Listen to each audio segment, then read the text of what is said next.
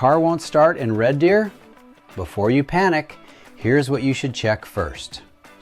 A car that won't start can be caused by a few common issues like a dead battery, starter problems, or electrical faults. If you hear clicking, it could be your battery. If there's no sound at all, it could be something else. Checking your battery connections or trying a boost might get you going.